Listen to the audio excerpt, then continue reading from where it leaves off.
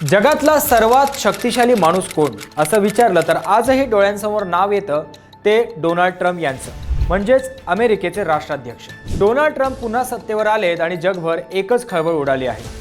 पण मित्रांनो, 2026 मध्ये आता चित्र पूर्णपणे बदललंय। एका प्रसिद्ध अमेरिकन तज्ञानं असा दावा केलाय की डोनाल्ड ट्रम्प यांच्याकडे जगातील सर्वोच्च पद असूनही ते आज सर्वात शक्तिशाली नेते नाहीत। त्यांच्या सत्तेला अशा काही मर्यादा आहेत ज्या आजवर कधीच नव्हत्या। अमेरिकेच्या तज्ञाने आपल्या राष्ट्राध्यक्षांबद्दल असं का म्हटलं, चला सविस्तर जाणून घेऊया। Let's recognize that Trumpian era is what he wants you to call it. It's not very accurate. The United States is the most powerful country in the world. I accept that. President Trump is not the most powerful leader.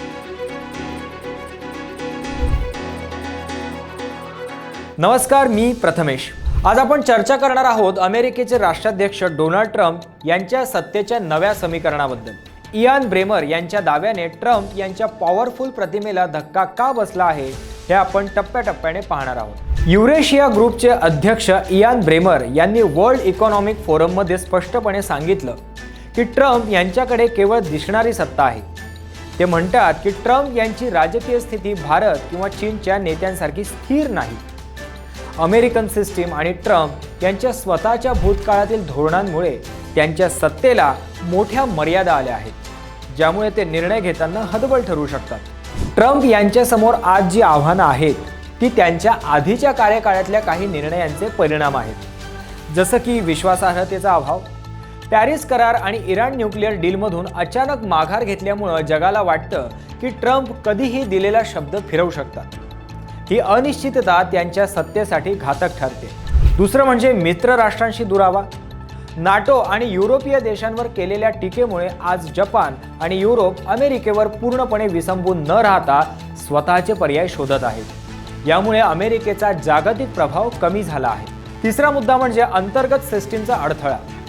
अमेरिकेत राष्ट्राध्यक्षाला प्रत्येक पावलावर court, Congress आणि विरोधी पक्षांशी लढावं लागतं। Trump यांच्यावर असलेले खटले आणि अंतर्गत विरोध त्यांना पूर्ण क्षमतेने काम करू देत नाही। निवडणुकीची टांगती तलवार। अमेरिकेत दर 4 वर्षांनी सत्ता बदलू शकते, त्यामुळे ट्रम्प यांना दीर्घकालीन धोरणे आखून त्यावर अंमलबजावणी करणं कठीण जातं। इयान ब्रेमर यांच्या मते जगातले इतर प्रमुख नेते जसं की मोदी किंवा जिनपिंग हे ट्रम्प यांच्यापेक्षा बेटर पोझिशनमध्ये आहेत। याचं मुख्य कारण म्हणजे राजकीय स्थिरता। इतर देशात नेत्यांकडे प्रचंड जनमत किंवा सत्तेवर पकड आहे, जी ट्रम्प यांच्याकडे नाही। दुसरं म्हणजे ठाम निर्णय। अमेरिकन राष्ट्राध्यक्षाला जेवढे नियम आणि कायद्यांचे अडथळे पार करावे लागतात तेवढे इतर नेत्यांच्या बाबतीत नसतात। अनिश्चित स्वभाव। ट्रम्प यांचा स्वभाव प्रेडिक्टेबल नाही, यामुळे जागतिक राजकारणात त्यांच्या शब्दाला तो वजन मिळत नाही जे एका स्थिर नेत्याला मिळतं।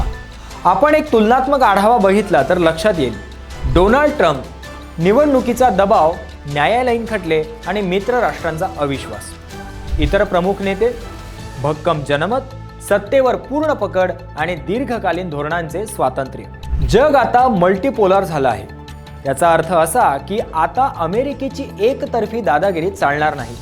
ट्रम्प सत्तेत असले तरी जगाने आता त्यांचे पर्याय शोधले आहेत। तंत्रज्ञान आणि अर्थव्यवस्थेत इतर देश अमेरिकेला तगडी टक्कर देत आहेत, ज्यामुळे ट्रम्प यांच्यासाठी 2026 ची वाटचाल सोपी नसेल। थोडक्यात सांगायचं तर डोनाल्ड ट्रम्प यांच्याकडे पद असलं तरी राजकीय स्थिरता आणि जागतिक विश्वासार्हता या आघाडीवर ते पिछाडीवर दिसत आहेत। म्हणूनच अमेरिकन तज्ञ त्यांना सर्वात शक्तिशाली मानण्यास तयार नाहीत। मित्रांनो, तुम्हाला काय वाटतं? डोनाल्ड ट्रम्प खरोखरच कमकुवत झाले आहेत का? तुमच्या प्रतिक्रिया कॉमेंट्समध्ये आम्हाला नक्की कळवा। व्हिडिओ आवडला असेल तर लाईक करा आणि आमच्या चॅनलला नक्की सबस्क्राईब करा। धन्यवाद।